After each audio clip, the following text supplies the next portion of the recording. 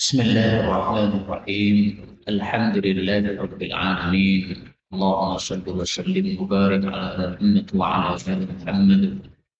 اللهم انفعنا بما علمتنا وعلمنا ما ينفعنا وزدنا علما وبارك لنا في علمنا وارزقنا الإخلاص في القول والعمل كاملا وعلما نافعا لا ينسى وتوفيقا دائما وصحة ويقينا. اللهم صيبا نافعا، اللهم صيبا نافعا، اللهم صيبا نافعا. آمين يا رب العالمين. Alhamdulillah kaum muslimin rahimahullah. Sore ini kita lanjutkan pengajian Fadilah Tabligh yang ditulis oleh Asy-Syekhul Muhaddits Zakaria Al-Kandahlawi rahimahullah taala. Dan kita sudah sampai pada pasal baru, yaitu pasal tentang pentingnya memuliakan ulama. Bisa dilihat pada halaman 371. Hadisnya saya kasih nomor hadis yang ke-15. Sebelumnya saya akan bacakan satu kalam Allah Subhanahu wa taala yang menunjukkan mulianya para ulama. Allah Subhanahu wa taala mengatakan pada surah Ali Imran ayat yang ke-18. Syahidallahu annahu la ilaha illa huwa wal malaikatu wa ulul ilmi qa'iman bil qist. La ilaha illa huwal azizul hakim. Ini ayat merupakan dalil sangat penting menunjukkan fadilah para ulama. Allah mengatakan syahidallah, Allah bersaksi annahu la ilaha illahu, bahwasanya tidak ada Tuhan yang berhak disembah selain Allah. Apakah hanya Allah yang bersaksi seperti ini? Tidak. Wal malaikat, para malaikat juga bersaksi seperti itu. Apakah hanya malaikat? Tidak. Wa ulul ilmi, juga para ulama. Jadi para ulama di sini disandingkan dengan malaikat, disebutkan sebagai saksi terhadap la ilaha illallah setelah saksinya Allah. Allah bersaksi la ilaha illahu, malaikat juga bersaksi la ilaha illahu, kemudian para ulama juga bersaksi la ilaha illahu. Ayat yang lain menunjukkan fadilah para ulama. Allah mengatakan dua kali dalam Al-Quran. Yang pertama pada surah An-Nahl ayat 43. Yang kedua pada surah Al-Anbiya ayat 7. Isinya sama. Fas'alu ahla dzikri in kuntum la ta'lamun. Ini boleh juga dibaca fasalu. Fasalu, maka bertanyalah ahla dzikri, kepada ahli dzikir, yaitu para ulama. In kuntum la ta'lamun, jika adalah kalian tidak mengetahui. Jadi Allah suruh kita rujuk kepada para ulama, kembali kepada ulama kalau kita tidak mengetahui suatu masalah dalam agama. Baik, ini sebagai mukadimah. Lalu kita lanjutkan sekarang pembacaan kita Fadilah Tabligh, dan kita sudah sampai pada halaman 371. Hadisnya saya kasih nomor hadis yang ke-15. An Abi Musa al-Ash'ari radhiyallahu anhu qala qala Rasulullah sallallahu alaihi wasallam, inna sesungguhnya min ijlalillahi, termasuk memuliakan Allah, adalah ikrama, memuliakan dzsyaibati, orang yang beruban, maksudnya yang sudah tua, al-muslim, yang muslim. Demikian juga wa hamilil Quran, memuliakan orang yang memikul Quran, maksudnya orang yang hafal Quran. Ghairil ghalifi, yang dia tidak berlebihan di dalam Al-Quran. Wal jafi anhu, juga tidak menjauh dari Quran. Kemudian yang ketiga wa ikrama, juga memuliakan lis sultan, penguasa, al-muqsit, yang adil. Hadis ini diriwayatkan oleh Abu Dawud dan disahihkan oleh beberapa ulama radhiyallahu anhum, termasuk Imam Nawawi, Imam Iraqi, Imam Ibnu Hajar, dan yang lain-lain mensahihkan hadis ini. Hadis ini yang berkaitan dengan bab adalah pada kalimat hamilil Quran, memuliakan pemikul Quran. Nah, para ulama itu pemikul Quran. Tidak ada satupun ulama kecuali pasti hafal Quran. Baik itu hafal seluruhnya maupun hafal sebagian. Tidak mungkin ada ulama tidak hafal Quran, tidak mungkin. Karena syaratnya ulama adalah harus hafal ayat-ayat tentang hukum, itu minimal. Nah, maka diharuskan memuliakan para ulama dengan sebab karena itu termasuk min ijlalillah, termasuk memuliakan Allah. Kenapa memuliakan ulama termasuk memuliakan Allah? Karena Allah menyuruh memuliakan ulama. Berarti kalau kita memuliakan ulama berarti sama dengan memuliakan Allah yang telah menyuruh kita untuk memuliakan para ulama. Karena itu posisi ulama yang dimuliakan oleh Allah harus juga dimuliakan oleh kita. Kalau tidak dimuliakan, maka berarti sama dengan kita meremehkan yang menyuruh memuliakan, yaitu Allah Subhanahu wa Ta'ala. Kita ambil beberapa faedah dari hadis ini. Faedah yang pertama, perawi hadis ini namanya Abu Musa al-Ash'ari. Ash'ari itu salah satu suku dari orang-orang Yaman. Maka dia termasuk orang-orang Yaman. Sehingga hadis-hadis tentang fadilah orang-orang Yaman didapatkan juga oleh Abu Musa al-Ash'ari. Abu Musa al-Ash'ari ini namanya adalah Abdullah ibnu Qais. Maka hadis-hadis yang bicara tentang Abdullah bin Qais itu yang dimaksud adalah siapa? Abu Musa al-Ash'ari. Saya tampilkan satu contoh hadis yang berbicara tentang Abdullah bin Qais. Rasulullah Shallallahu Alaihi Wasallam bersabda, Ya Abdullah bin Qais, wahai Abdullah bin Qais. Nah, ini adalah Abu Musa al-Ash'ari. Ala adulluka, maukah saya tunjukkan pada kamu ala kalimatin, satu kalimat, hiya kanzun, yang merupakan simpanan min kunuzil dan jannah, dari simpanan-simpanan surga, yaitu mengucapkan la haula wala quwwata illa billah. Nah, mari kita ucapkan la haula wala quwwata illa billah. La haula wala quwwata illa billah. La haula wala quwwata illa billah. Nah, ini supaya kita mendapatkan simpanan yang mulia di surga kelak. Faedah yang kedua, dalam hadis ini disebutkan ikram disyaibah, memuliakan orang yang sudah beruban, maksudnya yang sudah tua. Orang tua itu dibagi dua. Ada yang tua tetapi tuanya tidak baik, ada yang tua tetapi tuanya baik. Maka di sini Nabi sebutkan al-muslim, yang tua tapi yang muslim. Jadi ubannya ini sudah banyak digunakan dalam amal soleh. Orang tua muslim, berarti ubannya ini sudah bertahun-tahun, rambutnya ini sudah bertahun-tahun digunakan untuk amal-amal kebaikan. Untuk puasa berapa tahun, untuk sholat berapa kali, untuk haji sudah lama dilakukan.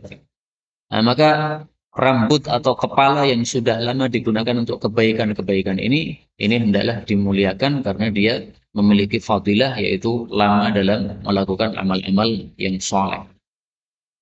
Karena itu hadis ini mengingatkan kita sabda Nabi Shallallahu Alaihi Wasallam tentang orang yang terbaik. Siapa orang yang terbaik?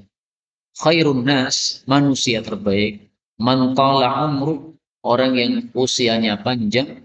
Wa hasuna amaluh, dan amalnya bagus. Hadis riwayat Tirmidzi. Jadi orang yang terbaik adalah orang yang anggota tubuhnya ini paling lama digunakan kebaikan. Ada anak muda, amalnya baik, yaitu bagus. Tapi lebih bagus lagi adalah orang tua, amalnya baik. Kenapa? Karena anak muda ini beramalnya, tubuhnya ini dimuliakan dengan amal-amal saleh, itu hanya beberapa tahun. Kalah lamanya dengan yang tua.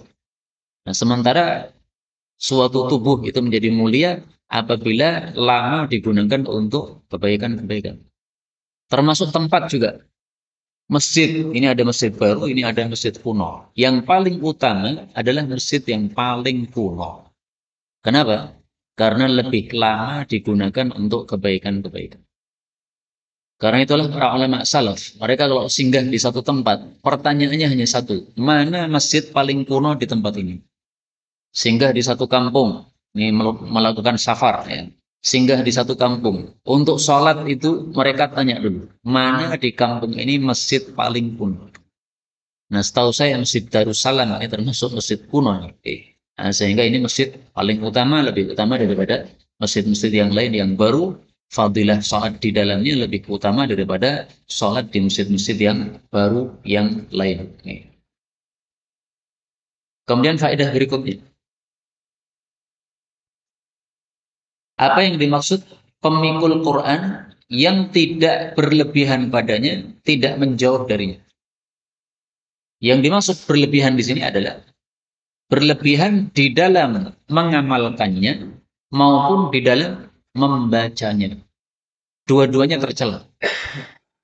Mengamalkan Quran berlebihan melampaui batas, tidak baik. Misalnya seperti orang-orang Khawarij.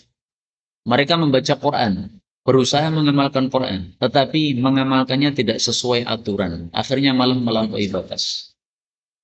Mereka sholatnya terlalu lama. Sholat subuh dibaca Al-Baqarah sampai selesai. Sehingga ketika salam itu sudah terbit matahari. Sehingga jidat-jidat mereka itu hitamnya seperti lutut-lutut kambing. Nah, itu berlebihan kayak begitu. Ini bukan berarti yang jidatnya hitam tercela, bukan ya. Yang tercela adalah yang jidatnya hitam kayak orang Khawarij. Jidatnya hitam kenapa? Karena berlebihan dalam beragama. Sholat subuh baca Baqarah sampai khatam, itu berlebihan. Apakah pernah hal itu dilakukan Nabi? Oh, Nabi pernah itu Al-Baqarah dalam satu rakaat. Itu kan tahajud. Beda lagi dengan sholat subuh. Tahajud itu sholat sendiri. Silahkan lama selama-lamanya bebas. Tapi sholat subuh berjamaah, ngimami jamaah, yang dibaca surat Baqarah sampai selesai. Ini menyelisihi sabda Nabi. Sabda Nabi mengatakan, Man amman nasa falyukhaffif. Barang siapa yang mengimami manusia, hendaklah meringankan bacaannya. Artinya jangan terlalu panjang.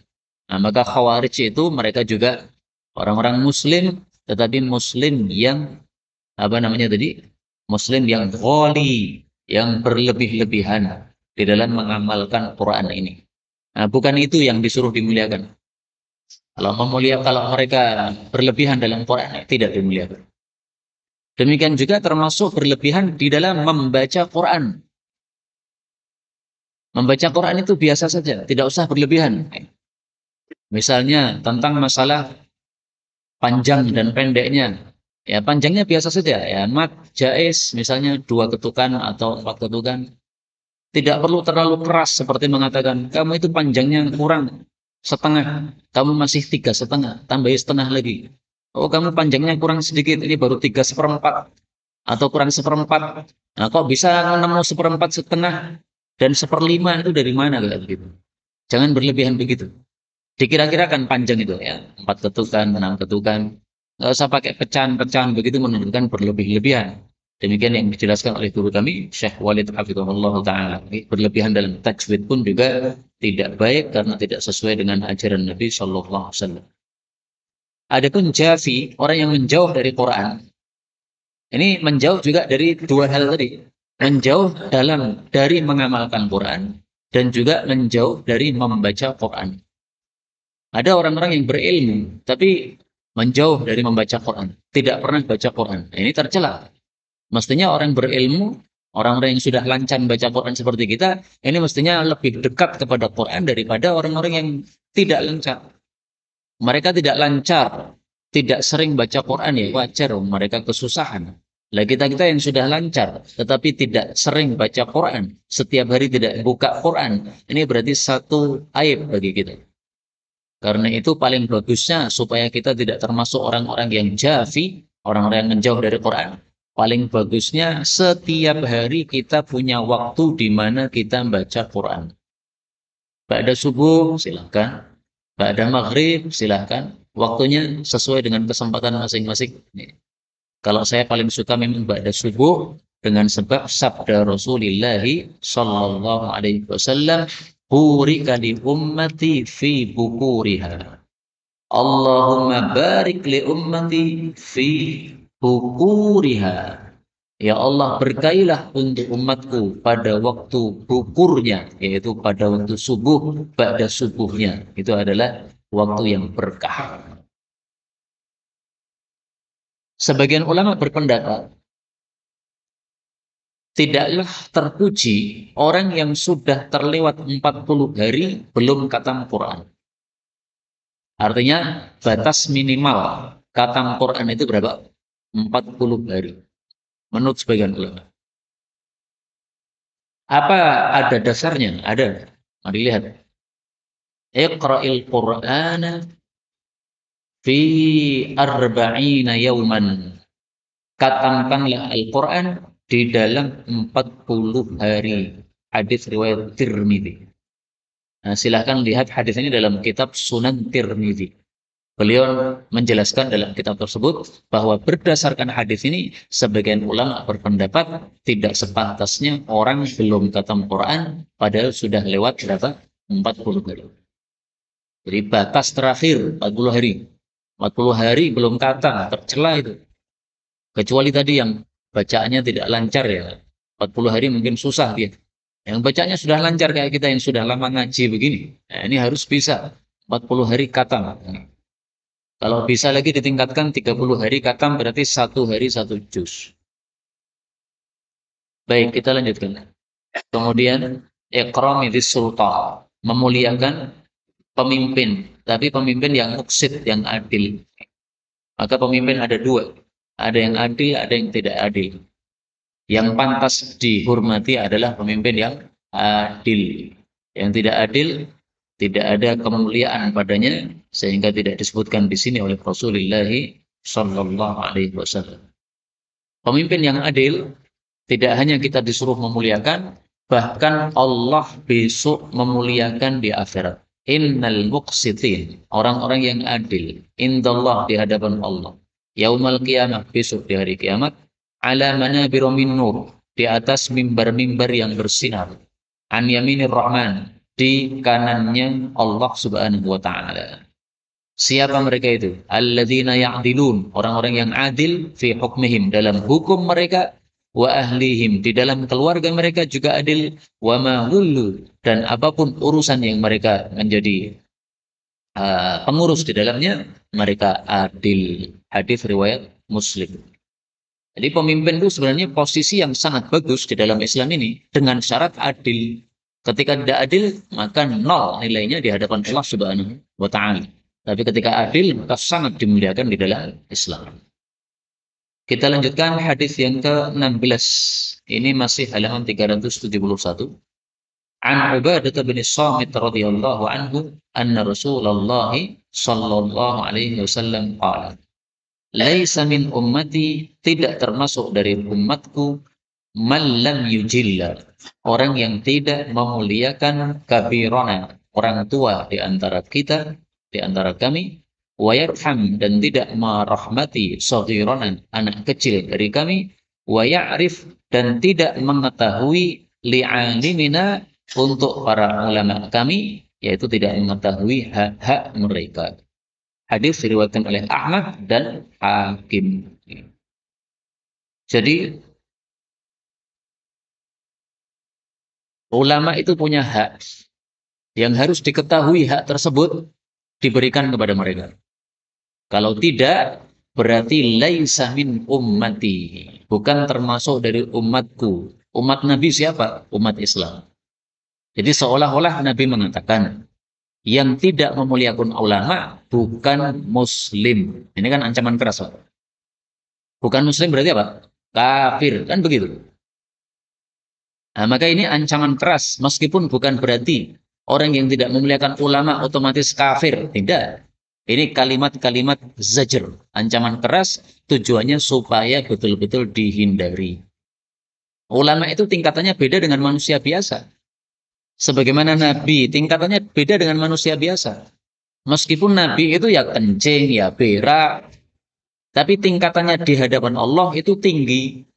Nah, ketika Nabi sudah pada wafat, digantikan oleh pewaris Nabi, yaitu para ulama. Nah, para ulama ini karena pewaris Nabi, maka kedudukannya pun juga ditinggikan oleh Allah Subhanahu wa Ta'ala. Maka harus dimuliakan, tidak boleh dilecehkan.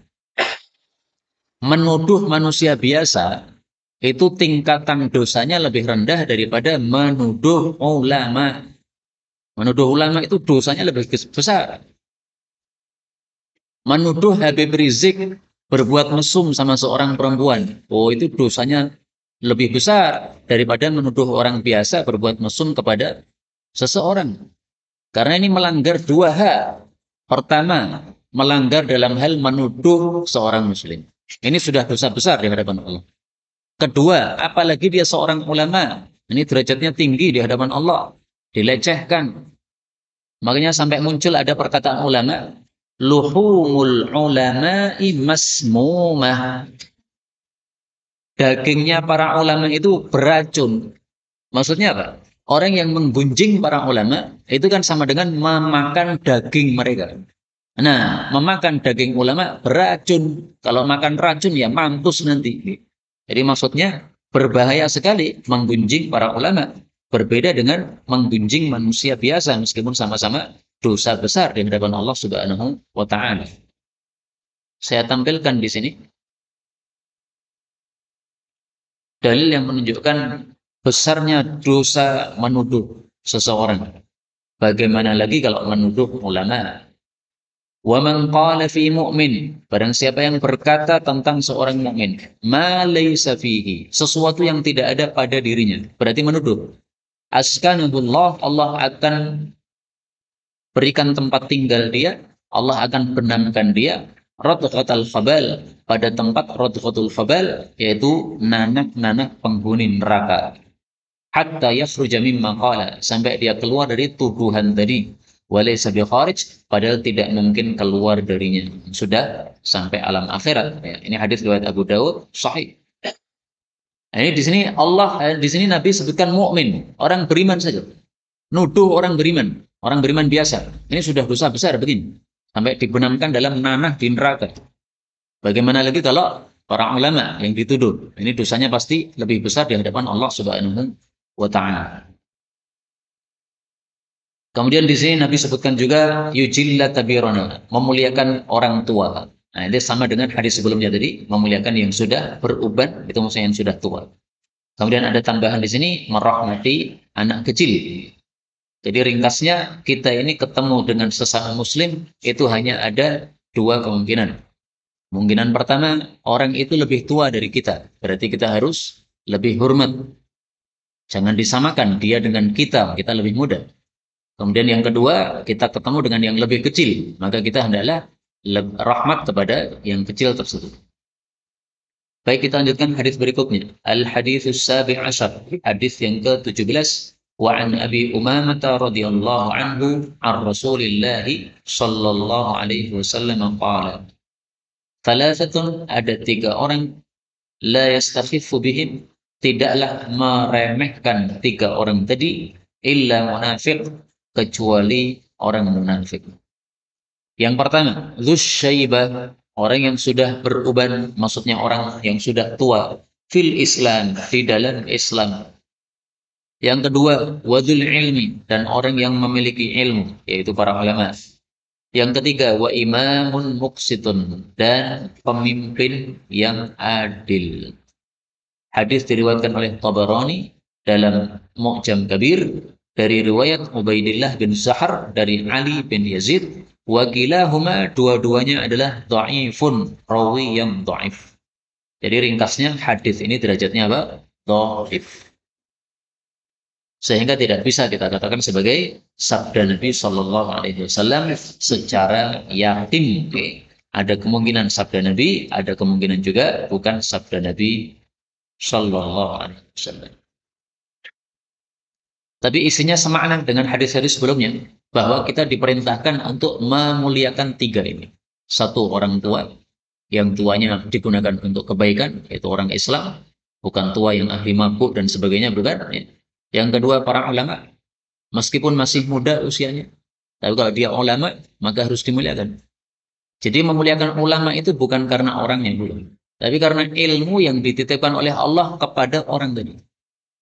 Imam Syafi'i itu disuruh berfatwa oleh guru-gurunya. Itu pada usia muda.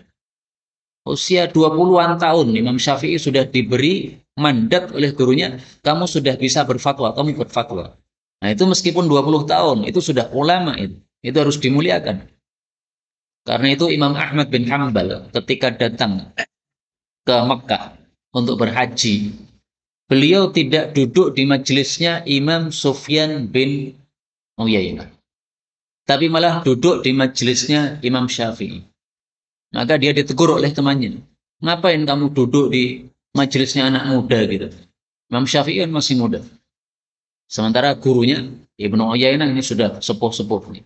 Ini majelis orang tua yang sudah jenggotnya sudah putih-putih kamu tinggalkan. Tapi Syafi'i yang masih muda kamu malah duduk di situ. Ngapain ini? Maka kata Imam Ahmad, Imam Sufyan itu dia mengajarkan hadis. Hadis itu dicari di mana-mana banyak. Kalau saya tidak mendapatkan hadis dari dia, saya bisa mendapatkan hadis dari temannya. Bisa mendapatkan hadis dari muridnya. Hadis banyak yang meriwayatkan. Tapi orang ini, anak muda ini, Imam Syafi'i ini akalnya itu sangat pintar sekali. Jarang orang bisa menjelaskan hadis seperti dia menjelaskan. Penjelasannya itu yang mahal. Hadisnya sama saja. Di sana hadisnya begitu, di sini hadisnya begitu. Tapi Imam Syafi'i ini penjelasannya, fikihnya yang kuat. Nah, maka kalau kamu tidak bisa mendengarkan penjelasan orang ini, tidak akan mendengarkannya dari orang lain. Nah, kalau hadis Nabi, kamu tidak bisa mendengarkan dari Imam Sufyan, kamu bisa dengarkan dari ulama-ulama yang lain yang sangat banyak. Nah, ini memuliakan orang yang ahli ilmu. Imam Syafi'i masih muda, tapi sudah diberi ilmu yang kuat oleh Allah Subhanahu wa Ta'ala. Dan yang ketiga adalah memuliakan pemimpin yang adil. Kata-kata mufsid, adil, ini secara tidak langsung menyindir para pemimpin yang tidak adil. Disuruh memuliakan pemimpin yang adil. Berarti seolah-olah apa? Pemimpin yang tidak adil tidak punya hak untuk dimuliakan. Salahnya sendiri tidak adil. Maka jangan salahkan rakyat kalau rakyat tidak memuliakan pemimpin tersebut yang tidak adil tersebut. Sebagaimana dalam hadis Nabi Shallallahu Alaihi Wasallam, apa kata Nabi? Ada dua macam pemimpin kata Nabi. Ala ukhbirukum bi khiyari umaraikum. Maukah saya kabari kalian pemimpin-pemimpin baik di antara kalian? Wa syirarihim, juga pemimpin-pemimpin jelek di antara kalian. Khiyaruhum, pemimpin-pemimpin yang baik adalah alladzina tuhibbunahum, yang kalian mencintai mereka, dicintai rakyat. Wa yuhibbunakum, mereka juga mencintai rakyat sehingga adil kepada rakyat. Wa tad'una lahum, kalian mendoakan kebaikan untuk mereka. Jadi rakyatnya mendoakan kebaikan. Wa yad'una lakum, mereka juga mendoakan baik untuk kalian. Rakyat mendoakan baik, pemimpinnya juga mendoakan baik, saling mendoakan baik. Nah, ini pemimpin yang baik. Wasyirahu umaraikum, adapun pemimpin-pemimpin yang buruk di antara kalian, alladzina tabghadunahum, yaitu orang-orang yang kalian benci pada mereka, wa yabghadunakum, mereka juga benci kepada kalian, wa tal'anunahum, kalian laknati mereka, wa yal'anunakum, dan mereka juga melaknati kalian. Hadis riwayat Tirmidzi. Nah, maka kalau ada pemimpin yang tidak adil, kemudian dibenci oleh rakyatnya, ini bukan salahnya rakyat. Salahnya yang menyebabkan munculnya kebencian tadi.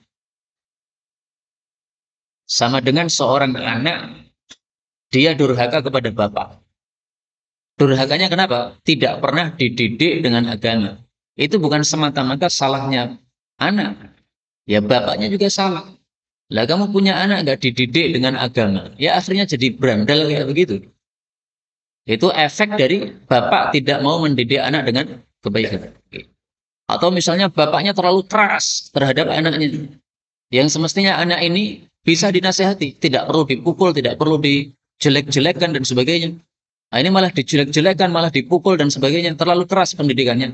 Akhirnya anaknya tidak kuat, akhirnya berandal. Sebenarnya dia dinasehati baik-baik terima, tapi malah bapaknya terlalu keras. Akhirnya muncul apa? Kedurhakaan dari anak kepada bapak. Itu juga tidak 100% salahnya anak. Bapaknya ikut andil. Kenapa kamu kerasi anakmu tersebut dengan kekerasan yang melampaui batas? Andaikan kamu ucapi baik-baik saja dia sudah terima, kenapa engkau ucapi dengan kekerasan begitu? Itu menyebabkan munculnya apa? Ketidakberesan pada anak gara-gara ketidakberesan dari bapak. Ada satu hadis meskipun dhaif, tetapi isinya benar. A'inu auladakum. Bantulah anak-anak kalian alal bir untuk birrul walidain kepada kalian. Man syaa, siapapun mau, istakhrajal utuq, dia bisa saja mengeluarkan atau memunculkan kedurhakaan min waladih dari anaknya. Anak sebenarnya baik, tapi karena didikan terlalu keras, akhirnya malah dia tidak bisa terima dengan seperti itu. Bapak suka mencambuk misalnya, nggak perlu pakai cambuk begitu. Kalau sudah bisa dinasihati, sudah nasihat saja, nggak perlu pakai cambuk. Gara-gara mudah cambuk itu menyebabkan dia malah jadi ukuk, jadi durhaka. Muncul ketidaksukaan kepada tingkah bapak yang suka mencambuk tadi. Nah, seandainya tidak dicambuk, sebenarnya sudah cukup dinasihati, dia mau, sudah dinasihati. Ini hadis riwayat Tabarani. Meskipun derajatnya saya jujur dhaif ya, tapi isinya benar. Memang faktanya seperti itu. Beberapa kejadian orang yang sebenarnya tidak durhaka, nah suatu saat muncul kedurhakaan itu gara-gara sikap yang salah dari orang tuanya yang terlalu keras kadang-kadang. Baik, kita lanjutkan pasal berikutnya, yaitu tentang pentingnya bersuhbah, berteman dengan orang-orang yang dekat kepada Allah Subhanahu wa taala. Bisa dilihat pada halaman 375. Hadisnya saya kasih nomor hadis yang ke-18. Wa an Abi Razin, dari Abu Razin, annahu, bahwasanya dia, qala lahu, bersabda kepadanya Rasulullah sallallahu alaihi wasallam, ala adulluka, maukah saya tunjuki kamu, ala, terhadap, milaki hadzal amri, milaki, penegak, hadzal amri, urusan agama ini, alladzi tusibu bihi, engkau bisa mendapatkan dengannya, khairat dunya wal akhirah, kebaikan dunia dan akhirat, satu jagat. Kemudian beliau jelaskan, alaika, selalulah kamu, bimajalisi, menghadiri majlis-majlis ahli dzikri, para ulama. Wa idza khalauta, dan apabila engkau berkhalwat, kau sedang sendiri, ya tidak ada orang, faharrik, maka gerak-gerakkanlah lisanaka, lidahmu, mastata'ta, semampu kamu, bidzikrillah, untuk zikir kepada Allah Subhanahu wa taala. Hadis ini diriwayatkan oleh Abu Nuaim dan Ibnu Asakir. Di dalamnya ada rawi bernama Utsman bin Atha al-Khurasani. Dia seorang rawi yang dhaif. Sementara itu Duhaim mengatakan dia rawi yang tidak masalah. Dan Abu Hatim mengatakan hadisnya bisa ditulis, tetapi tidak bisa dijadikan sebagai hujjah. Jadi ringkasnya hadis ini memang sanadnya dhaif.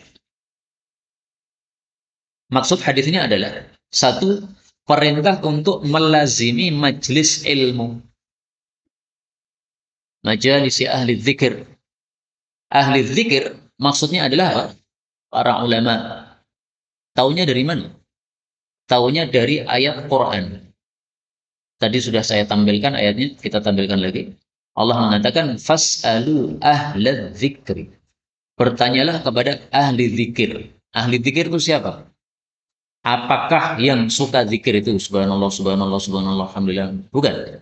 Tapi yang dimaksud di sini adalah ulama. Dari mana taunya? Dari kalimat setelahnya. In kuntum la ta'lamun. Jika kalian tidak tahu. Orang yang tahu disebut ulama. Yang tidak tahu disuruh tanya kepada yang tahu. Nah, maka ahlu zikr maksudnya adalah ulama. Kenapa ulama disebut sebagai ahli zikir? Zikir itu intinya taat kepada Allah. Itu zikir. Makanya para ulama katakan zikrullah ta'atuh. Zikir kepada Allah itu taat kepada Allah. Maka nggak ada gunanya seseorang mulutnya zikir terus tetapi maksiatnya jalan terus. Berarti kan tidak taat kepada Allah Subhanahu wa taala. Dia hanya zikir di lidah, tapi bukan ahlu zikir bukan. Nah, kalau para ulama, mereka itu karena paham siapa Allah, siapa dirinya, sehingga dia selalu taat kepada Allah Subhanahu wa taala. Maka disebut sebagai ahlu zikir karena selalu zikir, selalu taat kepada Allah Subhanahu wa taala. Nah, maka di sini alaika bimajalisi ahli zikir itu maksudnya senantiasa menghadiri majelis para ulama rahimahumullah taala. Karena dengan menghadiri majelis para ulama kita bisa mengambil dua manfaat.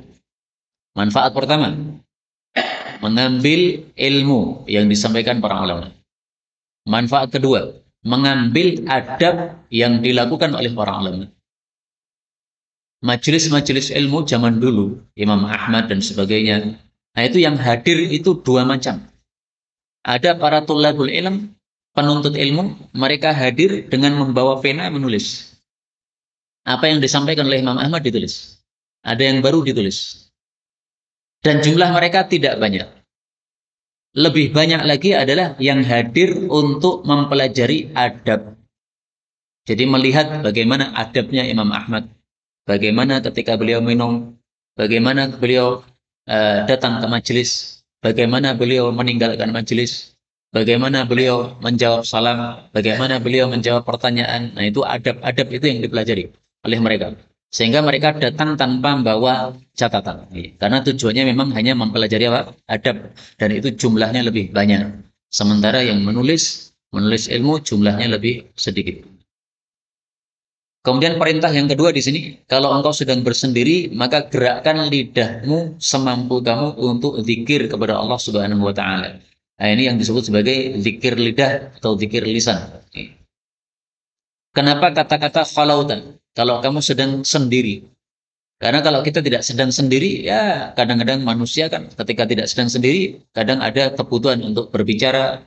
Nah, maka ketika tidak sedang sendiri berbicara, nggak ada masalah. Tidak ada larangan dalam Islam ini untuk ngobrol, nggak ada.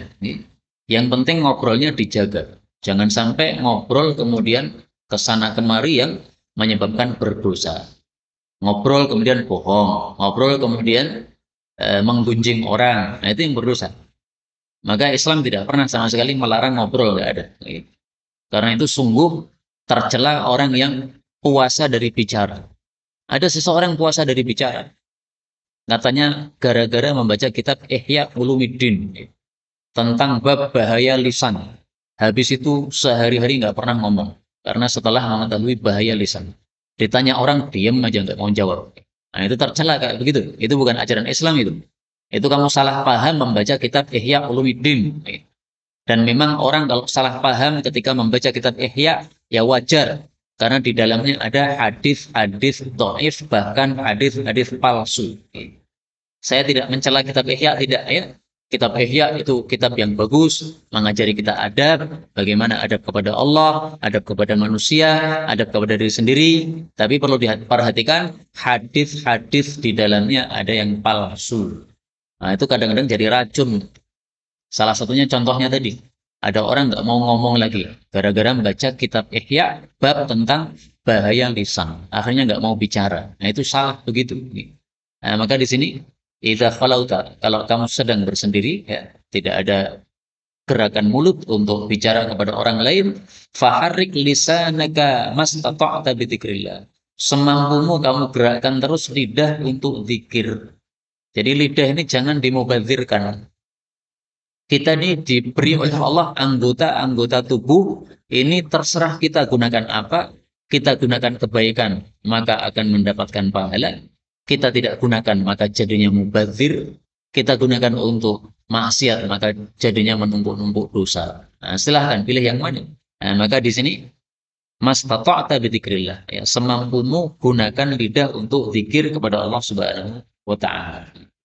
Maka ini mengingatkan kita hadis yang populer, yaitu innallaha ta'ala yaqul, Allah mengatakan ana ma'a abdi, saya terus menyertai hambaku ma dzakarani, selama dia zikir padaku, wa taharrakat bi syafatahu, dan kedua bibirnya bergerak-gerak karena mengingatku. Hadis riwayat Ibnu Majah, derajatnya.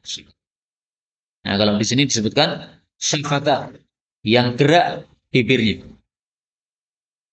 gerak. Kalau yang hadis tadi lisanaka, lidahnya yang bergerak. Karena memang zikir itu bisa dengan gerakan lidah saja, seperti ucapan la ilaha illallah, itu bibirnya terkatup sudah bisa dia mengucapkan la ilaha illallah. Tapi ada juga wirid-wirid zikir-zikir yang harus bergerak bibirnya. Baik, sampai di sini sudah selesailah pembacaan kita Fadilah Tabligh dari hadis-hadis yang ditampilkan oleh beliau, Syekh Al-Kandahlawi rahimahullah. Tapi supaya hadisnya lengkap 20 hadis, maka saya tambahi di sini 2 hadis lagi yang tidak ada dalam kitab yang antum bawa. Maka di sini saya kasih judul ziyadah, tambahan 2 hadis supaya lengkap jadi 20 hadis. Al-haditsu tasi' asyar, hadis yang ke-19. Ini juga menunjukkan pentingnya kita bersahabat dengan orang-orang yang muqarrabin, orang-orang yang dekat dengan Allah. An Abi Burdah bin Abi Musa an abihi radhiyallahu anhu qala qala Rasulullah sallallahu alaihi wasallam, mathalu, perumpamaan, al jalisi salih, teman yang baik yang saleh, wal jalisi su, dengan teman yang buruk, itu adalah kamathali sahibil miski, seperti permisalan orang yang memiliki minyak wangi misik. Dalam riwayat yang lain bukan sahib tetapi hamil, pembawa minyak wangi misik. Bedanya apa antara pemilik dengan pembawa? Pembawa itu lebih umum. Kalau pemilik itu harus memiliki dia. Tapi kalau pembawa bisa jadi hanya membawa saja tetapi tidak memiliki, atau dia plus memiliki. Wakiril haddad, dan alat ubupannya tukang pandai besi. La ya'damuka, tidaklah melampaui terhadap engkau, min sahibil miski, dari pemilik minyak wangi misik, 2 kemungkinan. Kemungkinan yang pertama, imma tashtari, ada kalanya engkau membeli minyak tadi, maka engkau mendapatkan minyak wangi yang bermanfaat. Atau kalau kamu tidak beli karena nggak punya duitnya, tajiduri hahu, kamu sudah mendapatkan baunya, sudah enak sudah. Maka untung bersahabat dengan orang yang baik. Ada kalanya kita bisa membeli, maksudnya apa? Kita bisa meniru. Ada orang misalnya suka sedekah, gara-gara kita bergaul dengan dia, akhirnya dulu kita pelit jadi suka sedekah. Itu berarti tashtari, kamu beli kebaikan dia, kamu pindahkan pada dirimu. Kita dulu tidak suka zikir, ya, sukanya nyanyi-nyanyi, pendak-pendak nyanyi, longgar-longgar nyanyi. Nah, setelah kita berteman dengan orang yang suka zikir, maka kita berubah. Pendak-pendak yang di style murattal, yang didengarkan murattal. Pendak-pendak mulutnya bergerak-gerak untuk zikir. Nah, ini berarti tashtari. Kita sudah beli kebaikan dia, kita pindahkan pada diri kita. Atau kamu dapati baunya. Kebaikan itu nggak pindah sama kita. Tapi orang menyebut kita orang baik. Kenapa? Karena kita bergaul dengan orang-orang baik. Itu sudah untung kita. Jadi kita bergaul dengan orang baik itu ada kalanya kebaikannya pindah, nular kepada kita. Ada kalanya kebaikannya tidak nular kepada kita. Tapi orang-orang menyebut kita baik. Nah, sehingga mereka menghormati kita sebagaimana menghormati orang-orang baik tersebut. Sehingga tidak ada ruginya sama sekali bergaul dengan orang baik. Serba untung. Sebaliknya kalau bergaul dengan orang buruk, wakirul haddad. Adapun alat ubupannya orang tukang pandai besi, yuhriku badanaka.